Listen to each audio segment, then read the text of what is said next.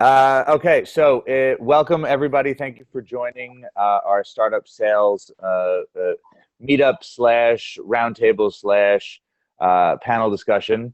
I'm joined by three experts in the area of sales and business development, and I do actually think that those two are differentiated, and I'm sure we'll get into that a little bit as we go through the discussion.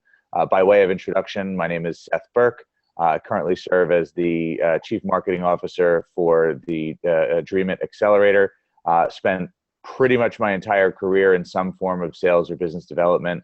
Marketing has become an offshoot of that for me, and I do consider myself a player on both sides. I think they're intrinsically linked, but I do think there's something to be said for separating the two as your company gets larger and larger and larger.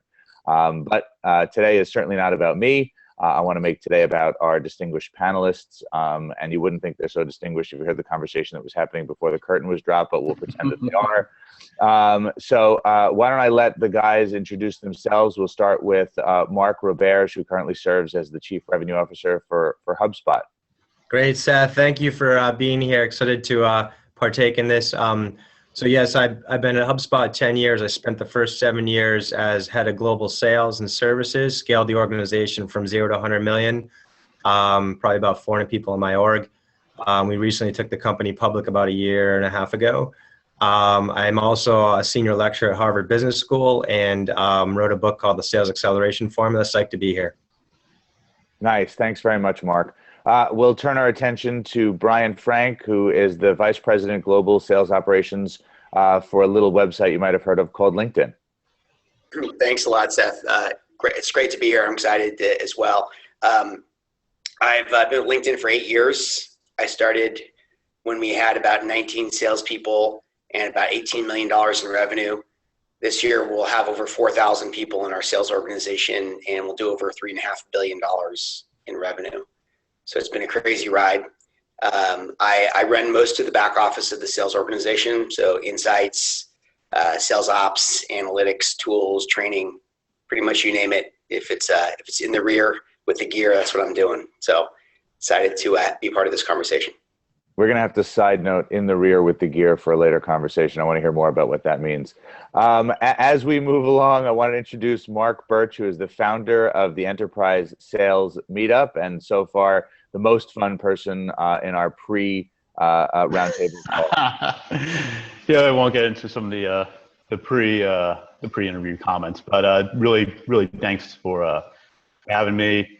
I've been a long-time enterprise sales rep at places like Siebel, Oracle, as an individual contributor, manager, leading global accounts.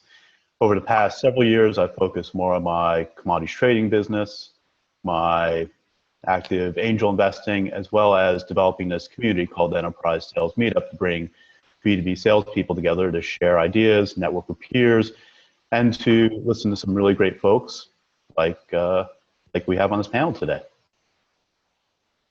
Awesome. All right. So without further ado, I think we should just kick this thing off. We did intros, which I think is really important. I'm going to start on a little bit of a different note, and I'd love to hear actually from each of the panelists a really short and sweet story of the absolute worst nightmare thing that you remember in the early parts of your careers, building a sales and business development expertise. We all have them. We all have that nightmare story, and I think it'll make everybody on the call feel a little bit better that they're not the only ones. If you guys could share a little bit about yours, Mark Birch, why don't we start with you? Sure. I think I'll go back to the origin story. So I didn't start off in sales. I was a trader on the floor of the COMEX exchange, and eventually I decided I want to be in tech. So I got a job as a programmer in a little software company in New York City. And then about a year and a half later, I moved out to San Francisco to help out the office out there as this quasi-consultant architect. Well, I was there for about 3 months in San Francisco when everyone in the sales team quit, including the head of the office. And so my VP of sales flies in from New York, and I'm thinking we're going to interview a whole bunch of candidates. Yeah. And what happens next is he sits down and says, "You know what, Mark? I need you to carry a bag." I'm like, okay, I have no idea what you're talking about. It's like, yeah, well, you know all the accounts, you've visited them, so just, all the files are in the office, so just, start meeting with people. And that was my jump into sales. And let me tell you, I mean, we can spend the next hour just talking about all the mistakes I made during that, but I think I'd like to just kick off with that because I think everyone has an interesting perspective on where they start off in sales. And for me, it was jumping literally into the deep end in enterprise selling. Deep end of the pool is the only place we like to play. We are definitely business development people are masochists in their own right, for sure. Brian, what about you? Boy, biggest mistake. Probably. So the one deal that even today I still wake up at night with cold sweats. That deal that I lost when I was carrying a bag and selling was a small tech company called Google. And I was trying to sell, it was back before LinkedIn when I was selling contract management solutions at a company called Ariba. And I knew the guy who was the head of the program at Google in the legal department who I was selling into. And I thought that my personal relationship with him would be enough to sort of carry the day through. So I didn't really spend any time getting to know the rest of the account, getting to know the other key stakeholders, understanding the real pain points in the business.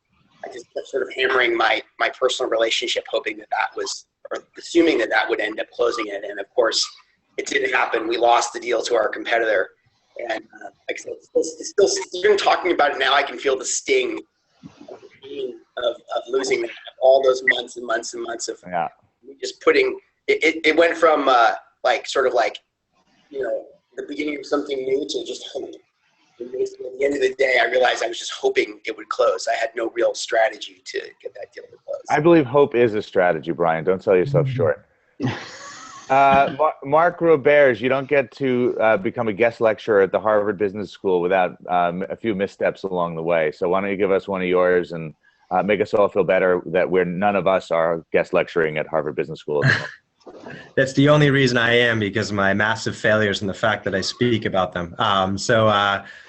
Yeah, I mean, when I've spoken about this actually recently this past week, when we first started out, we had an explosion to 1,000 customers, which was fantastic, but our churn was off the charts. It started off, tolerable, but I think by February of our first year, we had 8% per month customer churn. You can do the math very quickly to find out that is not a viable business.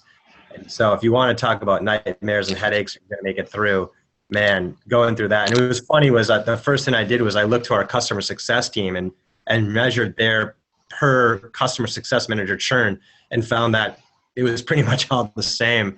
I was hoping that one of them would be very great, great at it, and we could just replicate what they were doing. Then I turned around and measured the churn by salesperson, and that's where the variance was. Some of the folks were just off the charts, amazing, less than 1%, really great for an early stage company. Some of them were approaching 10%, 12% churn. And I realized at that point that this whole customer success issue was a sales issue and came down to the type of customers we were going after and how we were setting expectations. So, definitely a tough time for us in the early years, but something we took very seriously. And it was kind of a blessing to happen very early because we knew from then on out that churn was such an important metric to our type of business. That's actually a great setup to my next question. I'm going to put this towards Brian. LinkedIn is a tremendous tool. Speaking personally and professionally, I've used it my entire career from a lead gen perspective. And I think lead gen is hugely important for anybody who is looking to do enterprise sales or sales of any kind. So LinkedIn aside, and maybe you can pepper it in there a little bit too, but what have you found to be some effective lead gen strategies, and how do you help the startups that are going through our program understand the best way to approach their market and identify the key decision makers within the organizations they're targeting? Yeah, it's a question I get a lot, Seth. So thanks. Maybe I'll rewind just a bit and just put myself into sort of like where how I came to LinkedIn. I think it sort of illustrates the point. As I mentioned, like Mark, I didn't start off in sales. I was actually a lawyer for many years. I was a corporate lawyer. I was the kind of lawyer who did deals with sales guys. I worked in-house for a tech company, a software company. And then I went into finance because law isn't boring enough.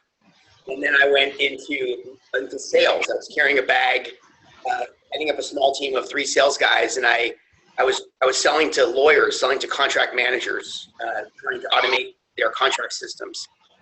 And I got a list from my marketing team to basically start making phone calls, and started picking up the phone and making those cold calls day after day. And it was horrible. It was like I was getting nothing, except for a lot of depression, and I was about to quit. And that's when I rediscovered LinkedIn. I always thought of LinkedIn as a resume, or LinkedIn Right. for Rolodex, but I suddenly realized that LinkedIn was an amazing lead database.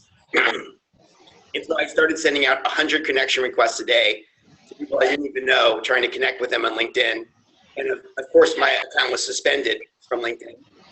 True story. But I got my access back, and it was those early deals that ended up turning into the first closed one that ultimately saved my sales career at Ariba. And so when I came over to LinkedIn in 2008, I realized the power of LinkedIn for sales. It was something that I couldn't have ever been successful in sales but for LinkedIn. It was really how I felt comfortable doing it. And that experience is something I feel very passionate about, and it was something that helped me co-found a business that we call Sales Solutions at LinkedIn, which is basically building tools to help salespeople be more successful. And I believe that if you're in sales and you're not using LinkedIn, you're not doing it well, especially B2B sales. It's so fundamental and core to being successful. What we do at LinkedIn is we offer a premium solution on top of that, which we think adds more value to the individual. But every person should be using LinkedIn for sales if you're in sales. And I think the most effective approach, in my opinion, is to be very genuine and to be very thoughtful in how you approach it. Because buyers today are smart. They don't want to be inundated with massive emails and everything is just going to junk mail and to places where it's not effective. You have to figure out how to contact people. You have to use third-party connections. You have to leverage common networks, common points of interest to basically make it successful. One of my favorite cold emails I sent off was a while back was when I was running sales ops a long time ago at Ariba. We gave away a Porsche every year. The winner of our top salesperson got a Porsche. Wow. And that was like that. Anyways, so one of the guys who had won that Porsche, his name is JD Daunt, is now like a vice president at SAP. And so one of my sales guys said, "Hey, do you know this guy, JD Daunt? I see you have a common connection to him through LinkedIn." And I said, "I do. I haven't talked to him in like 7 years. However, shoot him an email with the title, 'How's the Porsche running?'" Did it work? Oh yeah, totally. So that's the type of level of engagement and customization you really need if you want to be successful in the enterprise sales business. Totally. And I just want to, I guess we should thank you. Everybody on the call today is getting a free 3-month trial of Sales Navigator on LinkedIn, right? You're just giving those away today? There definitely are free trials online. He's giving them away. I like that. If you haven't tried it, I you like that definitely strategy. should. Definitely Okay. should. It's amazing. It's a great product. Mark Roberge, I think an interesting follow-up to lead gen is frankly a step that a lot of early salespeople and maybe people who aren't as adept in business development tend to skip and forget about it because they want to they're trying to fast forward, right? They're trying to let's just get that meeting. I want to be there in person. Like there's a set of qualification that really needs to happen early on so that frankly, not only you're not wasting your own time, but you're not wasting the time of the person on the other end of the phone. Qualification can be anything from budget to whether or not they have actual decision-making power and you're talking to the right person. You guys sell to a lot of people. You're a high-volume product. How do you go about qualifying leads and what sort of recommendations can you make to the people that are listening in today on the importance of qualifying before trying to close? Yeah, absolutely. It's a great question, Seth. And sometimes we like to say, slow the sales process down to speed it up. And that's the best way I can kind of summarize it with what you're getting at. It's even more important today because of the reasons Brian mentioned. around, how much information the buyers have at their fingertips today. We as salespeople have less value to contribute than, say, 30 years ago, when they had to talk to us to figure out how much the product was, what it did, how it compared to the competition. And now they can get all that information online. So we've got to bring more value to the sales process, and it comes during this discovery/qualifying stage. In fact, I like to call it more discovery and exploration to set the tone for the salesperson a little bit better.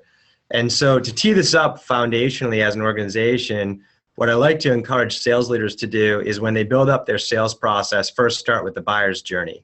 And first think about, okay, let's not think about what I want my salesperson to do, which is prospect, qualify, demo, close.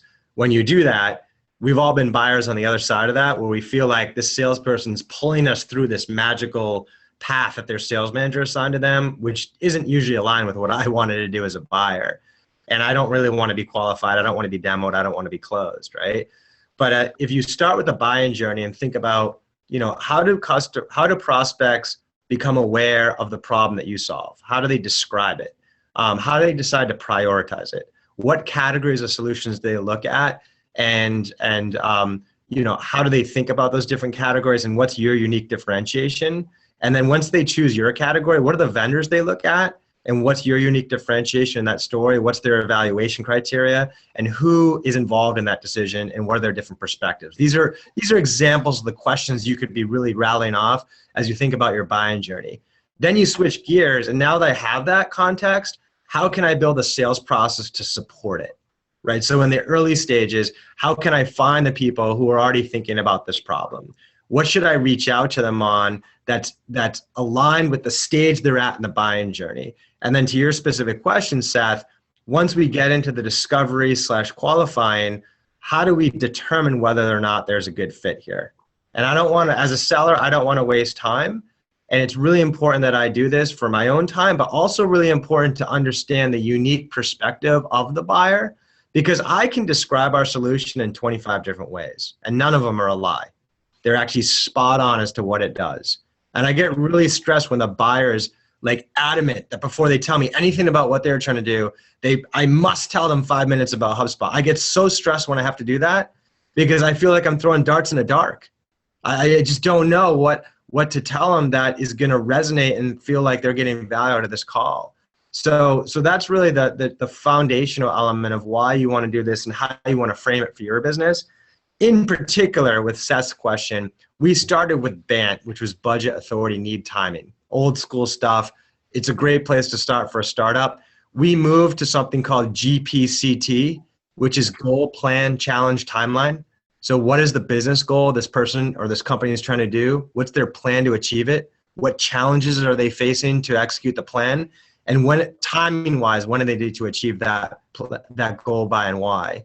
And that just worked really well for our business. And I've seen for many startups I advise, it actually moves people more toward a consultative, discovery-oriented sales process that many organizations are trying to run today. Awesome. Super helpful. So Mark Birch, I think you're ideally suited to talk about this next area, which is we've generated leads, right? We've used LinkedIn, and we've generated some amazing leads, and we've gone through different processes to qualify those leads and make sure they're the right people that we want to be talking to and taking further down the path, or the funnel, if you will, and whether or not there is a sales funnel anymore. It's a topic of discussion we can touch upon today, but sort of as illustrated by what we're doing here today, the idea of face-to-face has changed dramatically in the past few years with the advent of things like Zoom and a variety of other sales and interperson meeting tools. How important is actual physically being in the same room with your prospect, at least early on in the sales process, versus using tools like this or making phone calls? Are we living in a world now that still requires the same level of high touch, sit and have the 3 martini lunch and completely massage it? Or should we be leveraging technologies like this for a global perspective on sales and not having to actually be there holding the hands quite as much? Is there a need for that? Is there a need for that high touch these days? Sure, and just to emphasize one point, it's for a 3 single malt scotch much. But look, We'll agree to disagree on that one, but keep going. yeah, can we talk about BANT a little bit more as well? It's my 4-letter word of the day. But in this day and age, I think you gotta, to Mark's point, you gotta understand where the buyer is coming from, what their expectations are from the sales experience. That's kind of my perspective. When I was at Siebel, I was selling to large banks and capital markets firms. They wanted to see you in person, and that was just the state of affairs at that point in time. And I'd say, to a certain extent, that's still the case in some of the very high-end enterprise sales, where we're talking about an average contract value of hundreds of thousands, if not millions of dollars. That's a lot of money on the line, and people want to not just see a face through a screencast or a phone call. There's a little bit of that trust element that builds up. But again, you got to understand what the motivations and what the modus operandi of your buyers are. A good example is, I've done work with companies they deploy hundreds, if not thousands, of field sales reps. And they travel around, they have their territories, and they have to go to, say, body shops in person because they're meeting the owners and they're selling coatings, and that's just the mode of operation of what the buyer's expecting. So they need a face-to-face. It's still the case today. Or if you're selling vinyl siding or whatever it is, there's certain things that you sell, certain solutions that just make sense to have a face-to-face conversation. I think what's really changed, though, is that there's certain segments in industries where we talk about this high-velocity sale. And in that high-velocity sale, we're generally talking about things that are potentially easier solutions to discuss. They're not physical in nature. Generally, it's easier to get to certain decision makers, to get to a process, and you can do a lot of things online. You can use the product online. You can experience it. You have people that you can talk to over a phone or web chat, and to convey that value and to get that time to value really shrunk, because ultimately in that type of sale, you're dealing with smaller dollar sizes, a little bit less complexity, and in that mode of operations, you can do things without having to have a face-to-face conversation. So I really think it matters what the context is. And then going backwards from that buyer's journey, a buyer experience, you can map your sales experience to that. That's great. Thank you very much. I want to, so we've got a lot of founders on the phone, right? That's our audience today. So you say about know your audience and know what they're looking to learn. And I think in the earliest stages of building their businesses, they are the ones who are charged with identifying those very important first customers, closing those first few deals, allowing them to, present a business plan and a model to future investors, allow them to write checks, and those checks help them scale their businesses, right? So businesses start to scale, and hiring comes into play. They're going to have to hire across the board in a number of different areas. For the purposes of today's discussion, I want to talk about a little bit about hiring a sales force, both from its earliest stages through scaling it quite a bit. And I'm going to actually put this question out there to all three of you, because I think you all have a very unique perspective on how this might work. But how do you recommend, what are the, when interviewing potential salespeople, okay, what kinds of questions, and I know there's no exact formula to this, but what should our founders be looking for when hiring those initial business development professionals to join their organizations and help them scale? And Mark Roberge, you went from 0 to 100 million, but let's start from 0 and let's get these people scaled at least a little bit. What should they be looking for in those ideal first few salespeople? And Mark Roberge, I'll start with you. Yeah, sure. Yeah, it's a great question, and something that I think the industry is still codifying. I've seen a few successes with this first hire. I've seen a ton of failures, because the failures I often see, and unfortunately the venture world, I love them, but they don't really guide their portfolio companies in the right way here. They put in a bunch of money, or even if they're seed funded or they're coaching a particular company, they ask them to go out and get that big name person, pick that public company or that big company you're going to disrupt, find their VP of sales and hire them. And you'd be amazed at how many folks do that, and it just bombs every time because that individual has not been that close to the front line. You know, the first question they have when they join the company is, where's my assistant? You know what I mean? And that's just the farthest from the context of this organization. The other problem too is even finding like, oh, we just got the #1 rep from Oracle or the #1 rep from Salesforce. Well, guess what? Those folks joined the organization when there was 1,000 salespeople. They went through 30 days of well-tuned training. They gave them the playbook. Everything was built. The people that succeed in that environment succeed at following a methodology. At your stage as a founder, you have no methodology. In fact, you may have a little bit of product market fit, but because you haven't been like accelerating the go-to-market that much, you don't really quite have product market fit either. So that's the two biggest outcomes that you want from this first hire. Is the biggest value you're going to get from them is not the first customers, not the first revenue. It's going to be the feedback from the market, because you're probably running an amazing product organization and you're in dialogue with customers all the time, but nowhere near to this degree. This person is going to be touching customers over the phone or through the web or whatever, dozens of times a day. And for someone to go out and basically just give your pitch and say it's not working, that's the last thing you need. You need someone sort of between a PM and a salesperson. Someone that can go out and like, they have all the elements of sales that they're comfortable discussing with customers. They're an extrovert. They like to talk to people all day. They're really good at the consultative side, you know, not just giving a pitch, but instead asking deep questions about the context of this individual, what problems they're facing, how they're describing those problems, how they quantify those problems, and then have the innovation ability of like a PM that can translate what they're seeing into feedback back to the team. They don't have to be as good as a PM that they can actually translate into product and motivate engineers, but that's what that's that first hire that needs to be.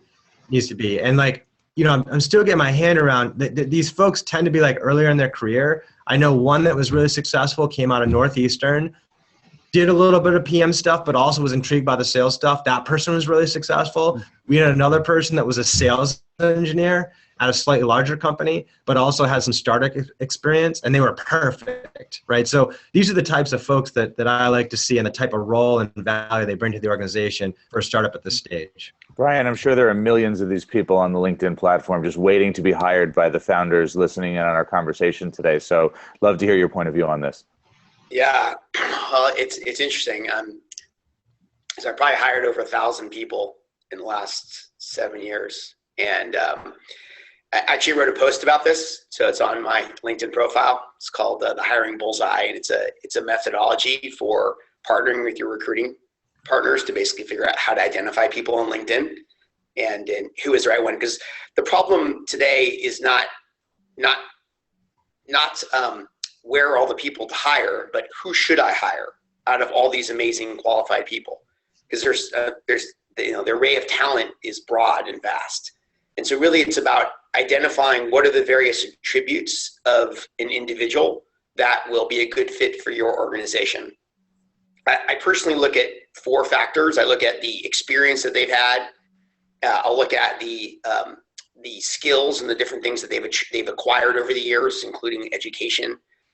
I'll look at the references that they have, and that's a very important thing for me, because if I can, oftentimes you can't tell the difference between, especially if you're hiring a more experienced salesperson, you may not be able to tell the difference between, you know, this person and that person, but if you have a common connection between those two who will actually give you valuable insight about that individual, and not everyone can, that can really be something that breaks the tie between a lot of individuals. And then I'll look at sort of like their culture and whether they're going to be a good fit for this organization, ultimately, whether they're going to be happy, whether I can afford them, whether or not they're going to be excited for this opportunity and realize the potential that's there. I do think people overestimate the interview far too much. So it's kind of like, oh my God, the interview, it's going to be this thing. It's like, it's not. The interview is just another discovery mechanism, just like looking at a profile on LinkedIn and reading the stuff. That's not that different than an interview. In fact, an interview really should just be to validate the assumptions that you have about the person, right? You think they really have this experience, ask them questions to figure out whether it's really true or not, versus some sort of like magic discovery tool that basically tells you whether or not this person is amazing and is the right person to. There's no single question that just makes it all easy. I don't just ask this one question. If they answer yes, I should hire them, and no, I shouldn't hire them. No, there's not. No, wait. How many manhole covers are in the United States? I think Yeah, it's not yeah, that. yeah. How many Starbucks are there in the world? Too many.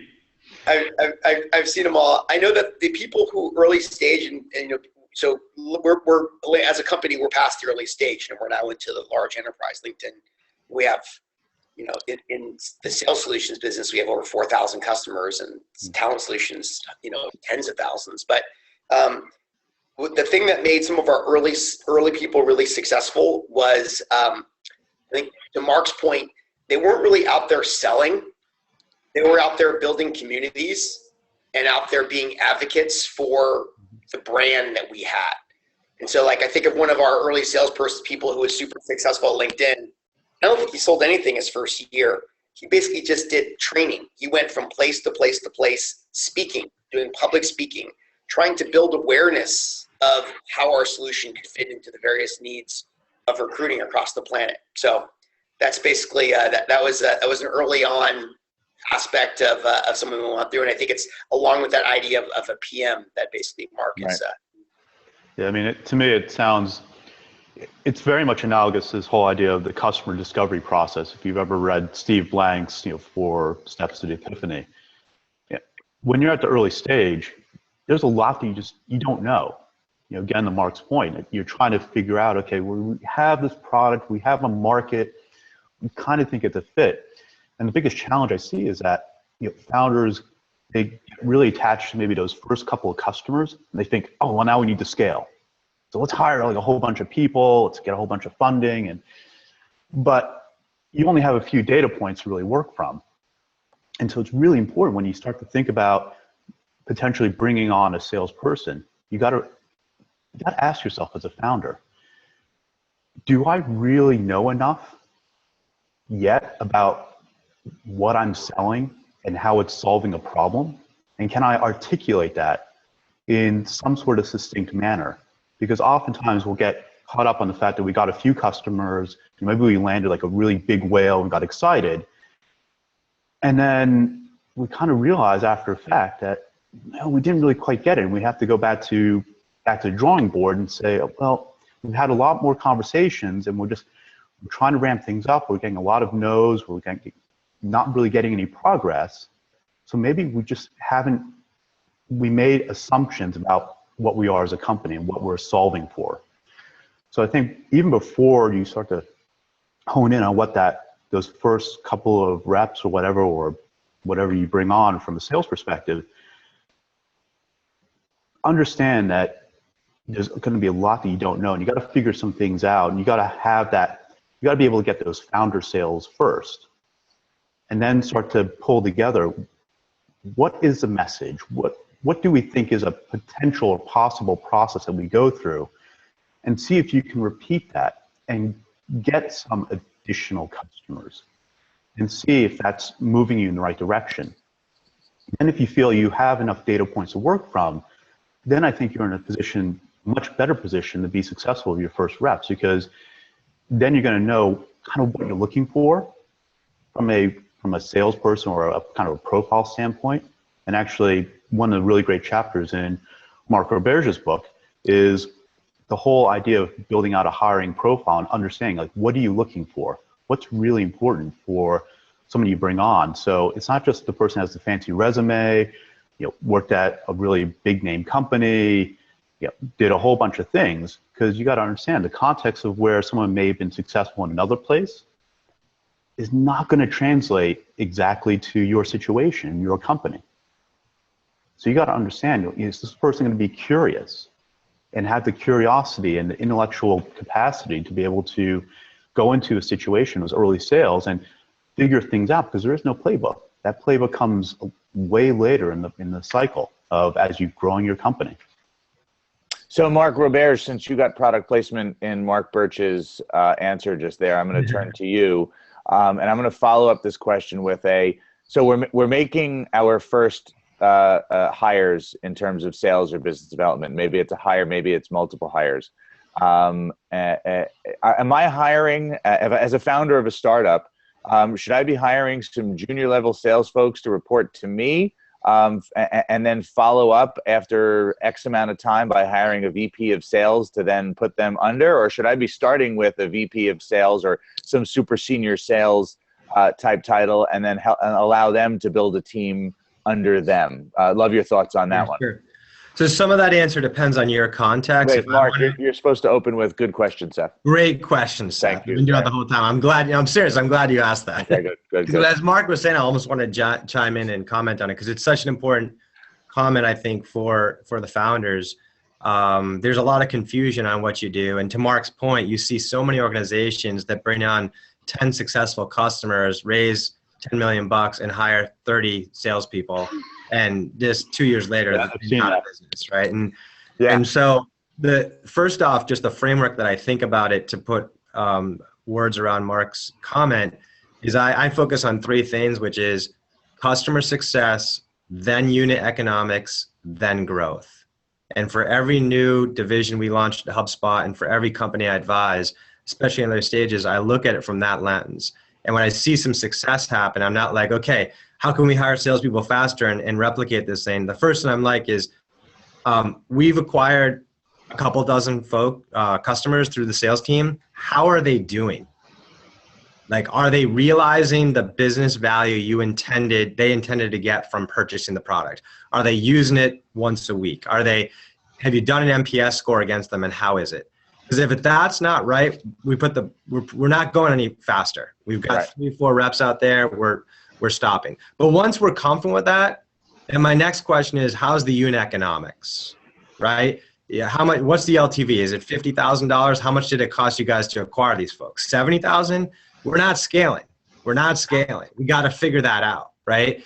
But once we're looking at it and you're like, yep, the customer success, we're measuring it through these three ways and it looks good and we can keep an eye on it. And yes, the unit economics look good and we can keep an eye on it. Then I'm like, okay, let's talk about growth. And so within that context, first off, I'd probably hire 2 or 3 salespeople and as a founder, have them report to me. Maybe like the first one is sort of like a stretch hire that could grow into management, but I'm not evaluating them for that. I'm evaluating them from that combination of PM salesperson role. And there's probably a couple there because I like to have 2 or 3 because it takes off the table the risk that I hired the wrong person versus it's my business. If I hired 2 or 3 pretty good salespeople and they're all bombing, like we got to rethink the strategy in the business a little bit. So actually I know what I'm dealing with. Then once we're past all that stuff, if I'm a founder with a sales background, I can run this for a little while. I can start getting the machinery going, probably have up to like 6 to 8 salespeople reporting directly to me. But most folks don't have that background. Most founders are more from the product side. So you do want to bring in someone who's more of that's going to run this team. Ideally, it's someone that first pocket of hires that wanted to grow into that. And you want to give them a shot so they can have a shot at hiring some of these folks and building the process. And you'll get, what you could do is have them coach some of the folks that are already there to see how they do. And if it's going well, then you probably have a winner. If it's not, you got to bring someone in from the outside. And when you bring someone in from the outside, I don't want to bring in the seasoned VP that's taken a company public. I want to bring in possibly a newly promoted manager at one of those organizations that has either experience or at running a well-tuned machine, has done some hiring. Or it could be even like I go as high as like the number 2 or number 3 dog at the big company, right? Those folks probably want a shot at being the person, right? So that's kind of what I'm looking for and the timing of that particular hire. Brian, does the top performing salesperson necessarily make the best person to run your sales department? No, I don't think that that's the case. I would say that the top performing salespeople sometimes can be a great leader and want to sort of transform themselves. Other times, some of the characteristics that make a top performing salesperson is that they're very focused on themselves and they're very focused on their own individual success. And when you're in leadership, that's disastrous. As a sales leader, it can't be all about me.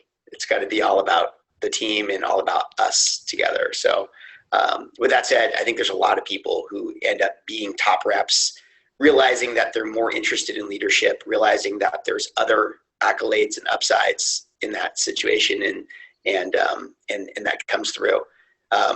We had one person at LinkedIn who was she was the #1 rep for years and years and years, and worked out of her house, very happy with just sort of like being the #1 rep. And but then last year she decided it was a point in her life where she was going to basically go into management and change that point of view. And I think it was really just about personal transformation. And at some point, you're interested in giving back. At some point, you're interested in helping others and developing talent. And so she made the switch, and she's a great leader too in that role. Turns out that a great rep who's like completely like, has that sort of like killer instinct mentality can also be a great leader. That's awesome. Yeah. That's awesome. Mark Birch, since we're talking to founders here, and we're probably not right at that spot where we're going to go out and hire that leader. Let's talk about what to do with these early stage salespeople and business development folks that we bring into the organizations. And I think something that can get overlooked when you're a tiny little organization moving really fast, trying to build the product while you're selling it. I think the importance of objectives, setting goals and targets can tend to get overlooked. So maybe you can share with the teams here a little bit on the importance of setting objectives, the best kinds of targets to set for a new sales force, and then how to manage that moving forward. Yeah. Again, this will differ by stage. So when you're really super early, you're trying to dive into metrics.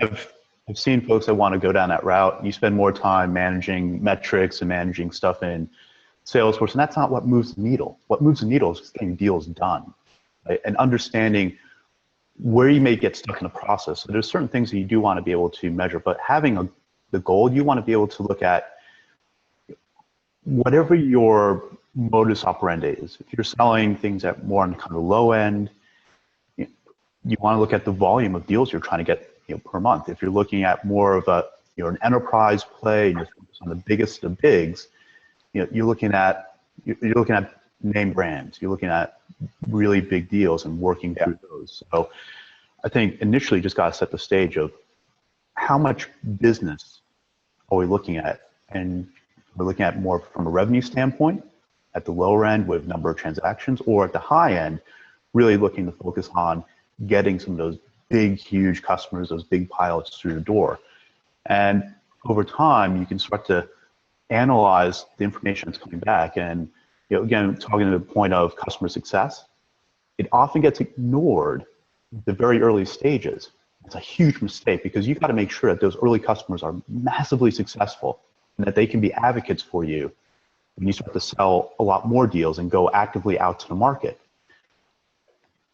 And the reason that's important is not only do you want those customers successful, but you also want to take the learning and what those customers say back to you about why they bought, right? What was the value? What did they achieve? And also play back in their own words their experience around your sales process, their experience around you, what your value proposition is, so you can then play that back into your messaging and then get a lot more fine-tuned in terms of your outreach. So, I guess to get back to your question about metrics, I wouldn't necessarily worry so much about hardcore metrics at the very beginning. Just start to build up that stable of clients and make sure you have regular checkpoints where you're saying, okay, where are the deals happening? Are we starting to see upticks? And make sure that at least the major activity is captured in something. A lot of people want to go Salesforce. There's other great tools that are out there as well, like Pipedrive or whatever, but have at least something in place to track where deals are in the process, right? And make sure that who's ever out there selling, whether from the founder, early reps, maybe if you have like an SDR or someone that's doing like the phone email thing for you, just track some of the major points of your pipeline. Define kind of an early not complex, 5 steps, you know, lead, opportunity, high interest, closing, negotiating, close, whatever those 5 steps may be for that fits what you think your model is. Start to define where your deals are in that process. Right. And that will start to give you much better perspective on where things are, where you're getting stuck. Maybe it's a problem with your demos. Maybe it's a problem just you're not getting, you're not relaying the message that's in a way that's clearly understood. It conveys a value. Maybe that's the issue. So by having those buckets, then you can start to see, okay, well, how are things playing out? If we're getting stuck, we're seeing massive drop-offs, then we can retool and refine. And that's the way you build out your metrics-driven engine. But it's got to start from someplace. I think sometimes we get caught up in the fact that we want to do a whole lot of building of infrastructure, and you don't have necessarily a very rigorous process to begin with. Once you have, go beyond that core of maybe a few reps to 5 reps to 10 reps. That's when you start to see or have a little bit better sense of the repeatability of your sales process. It's a little bit more fine-tuned. Then you can start to take a look at activity numbers, numbers of dials or emails, right, response rates, and then that could be like a whole discussion we can have just around the metrics themselves. But we want to at least convey at least what the groundwork should be at the very earliest stages. No, that's great. And I think that groundwork sets up my next question for Mark Roberge really nicely, which is, you've started to think about what metrics matter to you. You've hired maybe 1 or 2 salespeople. It's very early on. You want to scale that sales force. Now we're talking about spending real money on building a sales or business development team within the organization. It's a 2-part question. Number 1, how do you feel about salary plus commissions versus salary plus bonus? And is there a big difference? Also, do you feel that a competitive or a collaborative sales force is more effective? Okay. Good stuff. I'd never really thought much about the commissions versus bonus structure. I actually used both to some degree. I do have some strong opinions on the compensation in general. We use pretty much half base, half commission at HubSpot. I think a lot of inside sales teams do. And I think a lot of organizations make the mistake of the founder delegates the commission plan to the VP of sales, and the VP of sales implements the commission plan that they use at their last company.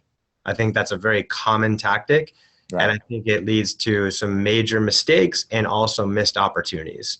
And so as a founder, even if I don't come from a sales background, the commission plan, if you're going to have a reasonable number of reps, might be the biggest tool in your back pocket to drive the strategy or a shift in, a strategy shift that you're trying to drive in your organization. The thing I started off with the this show around the customer success issue and how it be driven and rooted in the sales organization. We fixed that within 6 months through pretty much only the sales compensation plan, and started comping our salespeople according to customer success as opposed to new revenue acquisition. So that's just, a classic example of, don't make that mistake. Work with your VP of sales to figure out what you're trying to do as an organization, how you could build that in the comp plan. What we did too is creatively, we kind of took away all of the annual bonuses and all of the promotion paths, and we basically implemented a track for folks that when you joined, you were a salesperson and you made this much commission and this much base salary and you got this many options. And then when you got promoted to senior salesperson, you got more options and more commission payment. And the way you did that was we had criteria in there around like how much revenue you had acquired, what your churn was for your customer base, how far in advance they were paying contract-wise when that became important for our business. And once you hit those criteria, you were promoted and you got the bump, the bonus, the options, etc. And what was nice about that was I never mentioned you had to be at the company for 12 months. There was no tenure associated with it. So it was like their own little adventure that we had set up for them, that they could go as fast as they wanted up that pipeline. And it really created a lot of motivation for folks. So on the competition versus collaboration, it's hard for me to make a case for a highly competitive sales environment within itself, like a one-to-one basis. Yeah. I really tried to set up a collaborative culture from day one, and I think I succeeded at doing that. One of the probably a huge driver to that is probably hard to see is I use sales contests a lot, and I think sales contests are extraordinarily effective to drive short-term behavior that is just so short-term that you wouldn't necessarily build it into a compensation plan. And for the first 3 years of the business, all of our sales contests were team-oriented. They were never individual-based. Right. So there was never, I think 3 years into it was the first time I ran an individual-based contest. We probably had 50 or 60 reps. The top rep won $10,000 for being the best rep in that 1 month, which is a decent amount of money for 1 month's work. And that was the first month that we had complaints on the floor that people were back, that someone was cheating and all this kind of stuff, right? Yeah. All the other contests were, hey, we've got 40 reps and there's 10 teams of 4 people, and whoever adds up to this amount wins, and the winner goes to the casino for the night in a limo, and you've got $1,000 of gambling money each in your back pocket. So not only was it team oriented in the who is winning, but the prize itself was really drove the team and culture. And those folks came back with some great pictures and some great stories about who won and who lost and all that kind of fun stuff. So, that was important, because now you see a team falling behind and some people are helping their peers because they want to win. So it's competitive in a healthy way, as opposed to hey, I'm not going to share my best email template with you because it's going to screw me over. Right. Or hey, I know that your manager asked me to help you out because you're struggling with something I was struggling with 3 months ago, but yeah, forget about it. I'm not going to help you out, right? So that's the last thing you want. And hopefully you can think about ways, whether it's this team contest or some other ways, to create that collaboration so folks can learn from each other. I'm actually a big believer in the whole team-based contests. I mean, and the whole idea around the enterprise sales meeting is that people can collaborate, share ideas, and get better as sales professionals. And that's a big win for everyone involved. And it's funny because I think, I've seen old school sales. I've also seen some sales floors that are so competitive that they're literally stealing leads from each other. And it's like madness, right? Yeah. So you want Would those be the Glengarry leads? Funny aside, I don't want to necessarily sidetrack what we're talking about, but I had a client I was working with when I was selling CRM consulting services. And we went down to Florida, went to the sales floors, huge warehouse that had maybe 400 or 500 sales reps, and it was for timeshares. And so I didn't see any computers, I just saw phones. So I looked at the head of the group, said, well, where are the leads? But where's the computers? How did I do anything? They said, oh no, we distribute that in the morning. So we have them wrapped up in 3x5 index cards, and we deposit them on everyone's desks. That's where we need you to come in, because people have snuck in the mornings without punching in the time clock. That's how crazy this place was. You punching in a time clock, and they were stealing each other's leads. Now you know why some people don't want to go have careers in sales. Right. It's crazy because oh my God, right? What is that, right? This is the whole problem with the sales industry right there, is that that's it in a nutshell. It's like people think, oh my God, I don't want to go into sales. I would never want to work in a place like that. Right. Oh no, it was madness, right? And I think in this day and age, what's really been encouraging, I think people have really starting to turn the corner and see there's a lot of value in being in sales, and it's a really awesome career. I think a lot of it's just being driven by a lot of millennials who are coming into the workforce, and they could see that there's a lot of upside in being in sales, and that sales organizations are actually taking the lead and changing that type of culture. It's not everywhere, obviously, but I think we're starting to move the needle just a little bit.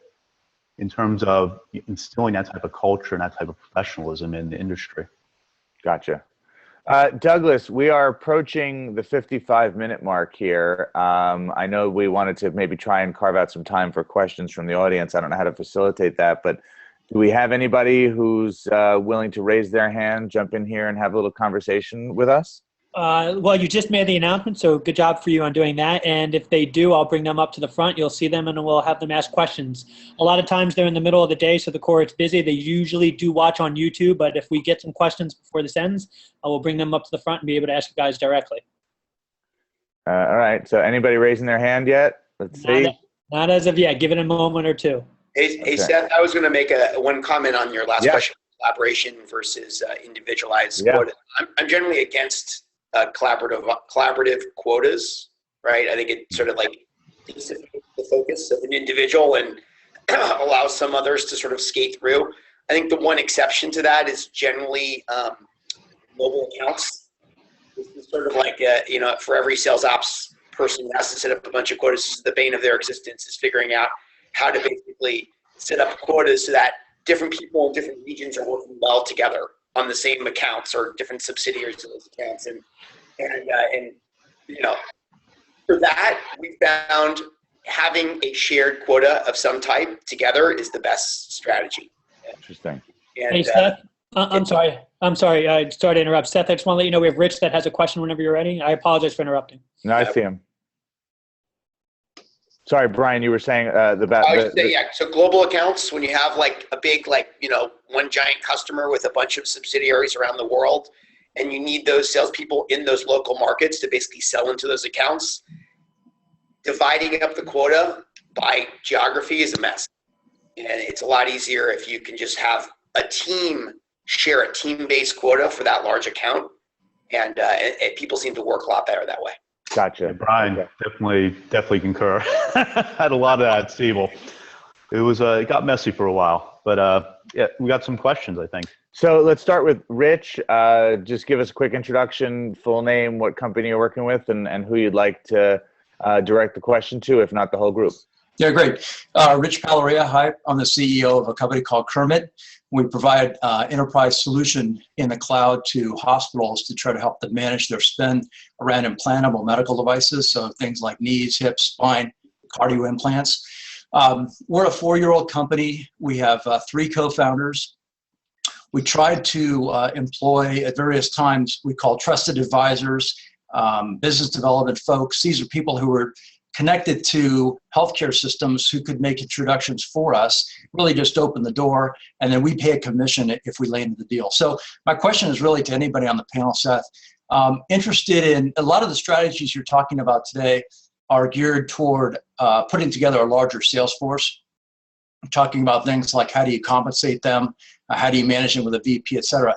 We're still very much in the founder-led strategy right now. So I'm wondering if there are other techniques we can use to bridge the gap between having a direct sales force, which for us is going to be extremely expensive to manage on a national basis, and utilizing maybe some more kind of guerrilla warfare, grassroots kind of tactics, channel partners, and other ways of enhancing our founder-led sales strategies for anybody.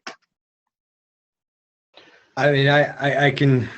It's a tough one, and there's a lot of potholes in there, Rich. I really like this whole setup, by the way, Seth, that we get the questions live. This is pretty cool. Thank you. I'll take full credit for That's cool. anything that goes well during this call. Yeah. So, Rich, I really skirmish in my chair when I hear about a company of your size considering channel sales. I mean, every once in a while, there's a really unique go-to-market context, and I probably don't know your sector well enough to know whether it exists. But the challenge, channel sales is typically extraordinarily appealing to founders like yourself because you can avoid the cost and expense and risk of taking on and building, even 2 or 3 salespeople. The challenge is that oftentimes you may not have your process worked out well enough to be able to adequately train a channel sales organization, even knowing how to open up the right doors for you. And so I usually, I don't think I've ever seen, honestly, and they exist, I just haven't seen them, an organization go direct from founder sale to channel sale, because you lose that closeness to the customer and you don't have that process built. I've seen them do a couple direct sales, build it because the person's sitting there right with you, they work for you, they think about all the time, and then thinking about how to replicate that into a channel. For now, you're probably on the right track, continuing to try to sell it yourself. You guys know best. I mean, perhaps you can benefit by taking a step from where you're sort of outsourcing the business development aspect of the sales and maybe bring someone internal that can work for you full time. Not with the premise that they're going to be good enough to close a deal end to end, but maybe good enough to open up a door, whether it's at a networking event, whether you bring in a 23-year-old to bang the phones a little bit. You'd be surprised how effective that can be and how personal it could be in terms of outreach and email. So that might be the next step that I'd experiment with, is bringing that front end BD internally so you can work on it and continue to be founder led on the end to end sales process, especially the later stages. Yeah, I concur with Mark, and it's been, I've seen a lot of different founders of my companies or other companies that I've helped out or associated with, try this idea of leveraging trusted advisors. The challenge is they're not really, even though there's quote unquote incentive to go out and work on your behalf, I haven't seen great hit rates, because what they're doing is they're leveraging warm intros, but out of context. What I mean by that is warm intros are great when you can get them, but there's also this social currency or obligation that gets tied into that. And so people will meet with you, they don't have a need. And I think if there's one thing I want to really drive home with anything around sales, if you don't understand what the need is of the people you're trying to reach out to, you're really going to go nowhere. That's why I really emphasize understanding the sales messaging and honing in on that. Sometimes, though, you're at the stage where you're kind of questioning yourself, okay, well, is what we're saying really resonating? So one of the things I did when I had an HR tech startup was I went out, I just got a list in LinkedIn.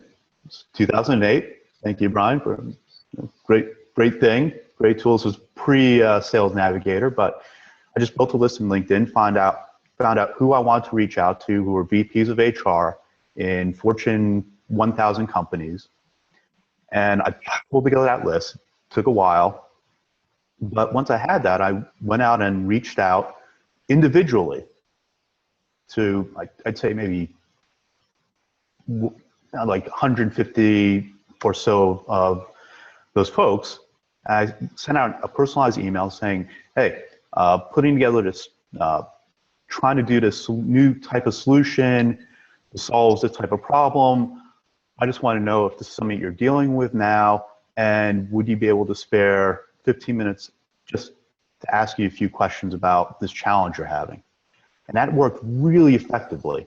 Now, the challenge was that was a while back ago, and there's a lot more noise today, but I do have a huge amount of, I think there's a huge amount of value in being able to send out something which does feel very personalized to the people you're reaching out to, whether you do it purely through LinkedIn's platform, whether you do it through email, whether you do it through calling.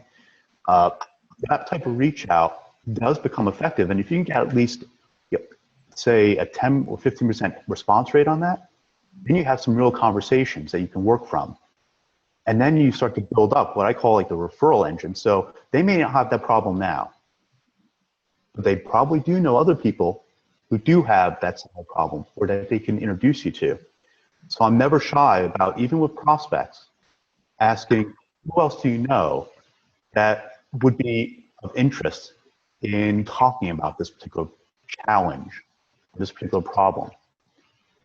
And so that's just kind of my early advice around doing that early stage sales. Don't try to rely upon other third parties or commission only sales reps or whatever. Try to get a strategy that you can use to scale. And what I've also done just to help build out those lists, you can find people on Fiverr or Upwork or whatever to actually do a lot of that grunt work for you for like literally like less than $100. And you get a high quality list with all the information, all the data that you need. And then just you're off to races. Rich, does that help you out? Any follow-ups to that? No, it's all good. We're some of what has been suggested we actually have used. But the problem is when you've got a small team and you don't get some immediate return, you stop and you say, well, that didn't work, and you shift. I think we need to stay the course with one or two strategies and give them some time to kind of see if they work. So yeah, really good feedback. Good. So we have another joined us. Unfortunately, the screen says FS and it doesn't actually say your name. So maybe you can introduce yourself and again, what company you're with and your question, who you'd like to help target it. Thank you. Yeah, I'll edit that FS. So my name is Freddie Siva. I'm with Suggestic here in San Francisco. So Suggestic helps people follow specific diets by layering dynamic smart filters on top of cooking recipes and nearby restaurants. So I guess, thank you, Rich. Your comment was right on. I just wanted to make sure that I kind of walk away from this wonderful team, which, again, I appreciate you guys spending the time educating us. So it seems my take, and I mean, just correct me if I'm wrong, is we should keep, we should go at it ourselves, trying to basically build all the learnings, not to outsource it, because we don't know what we're going after. We don't know which channel, we don't know which pricing makes sense. B, relationships are important, laying the ground there, what Mark called the social currency. So not to basically get people to make intros just to be nice and waste our time. So again, if I were to do this based on this conversation, I would think about just bringing a couple junior individuals who are good at PD, who are flexible enough, help us build and understand, not only get 2 or 3 whales, as you guys call it, but after we get some learning and start signing deal after deal, then bring a senior level VP or director. Is that an actual summary of what you guys would recommend for, I guess, most of us or some of us?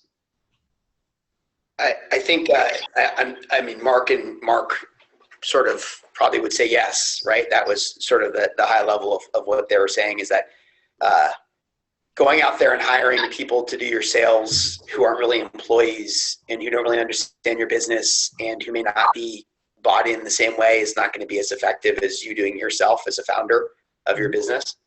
The one thing I would say, and I really loved Mark Birch's suggestion about sort of like going out there and trying to just get informational interviews with people who are influencers and your key buyers, potential buyers in your market. That happens to me all the time. I get lots of emails from people trying to do sales technology startups who want to talk to me about, like, what would I buy and what am I looking for and what am I seeing in the market? And so those are interesting meetings, and sometimes it turns into something. The one thing I would say is that before you go out and hire some BDRs to basically do things, actually, I would invest in some inbound marketing flow first. So as a plug for Mark Roberge's business, but like HubSpot, for example, is a great product for something like that.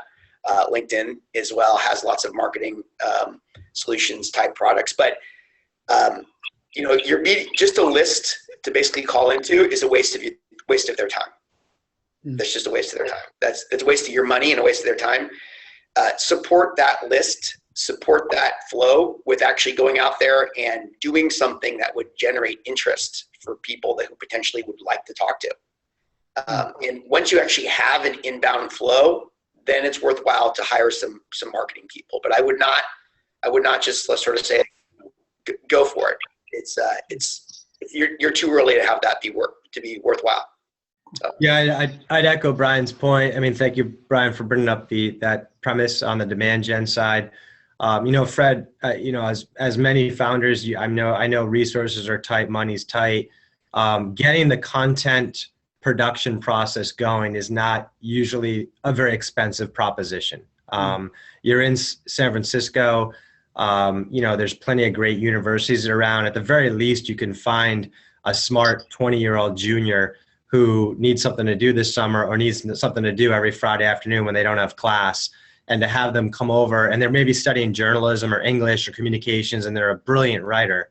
They may know nothing about your space, which is fine, because they can come by your office every Friday and interview you, your other co-founders, your engineers, your whoever's on staff for an hour, and produce a brilliant piece, produce a couple blog articles from that interaction. And that's not going to get you business in the next couple of months, but it's going to build the awareness and the foundation to build a healthy business later on. And who knows, a couple might trickle in. And then, so, you know, that might be a better investment than the first BDRs. I think I agree with your summary of don't outsource. You know, I think product founders tend to want to outsource sales to either a channel or some sort of service. Again, we've rarely seen that work. But bring in one or two people. It could be this junior BDR, but it might be more like we were talking about toward the beginning of the show, where it's a combination of the PM and salesperson who can not just open the door, go out to the network at events, et cetera, make the phone calls, whatever it is, but, you know, push things a little bit further along, engage, and bring you in whenever it's necessary. It doesn't have to be that like untrained, right out of school BDR type. Thank you. And just one last thing is that once you build or pull together all like really great content, use that to your advantage. And, you know, I talk about this idea of for salespeople, have your own brand, if you will. So people can see when they go to your LinkedIn profile or wherever they may find you at, that they see that you know a few things, that you have some credibility. But I think that's also important for founders. So just don't be the founder who has your picture and like a bunch of tidbits on LinkedIn. Actually use that as a way of advertising how really interesting and great you are, your company, and that becomes a really great tool to draw in not just investors, but also to draw in those early sales or those early conversations. And when you do something like I suggested, going out there and doing these kind of exploratory conversations or meetings, people are going to go to your LinkedIn page and they're going to see, okay, well, who is this person? And they want verification that this is someone that's worth talking to. So make sure it doesn't take a long amount of time or a lot of effort. Just do a little bit of that cleanup work and have a really strong LinkedIn profile. Thank you. I'm looking at the clock here, and our panelists have given us significantly more time than we ask of them, and we know that asking someone for their time is almost as hard, if not harder, than asking somebody for their money. So I want to give everybody a quick second to make a closing remark, a last little piece of advice. Maybe if there's an offer or a special something you want to extend to the people who joined. And if you want to say something nice about me, I think that works well too. But each of you, maybe a quick closing thought. Brian, why don't we start with you? I think I would say I don't have a closing offer or in terms of anything other than I think we've talked enough about LinkedIn, but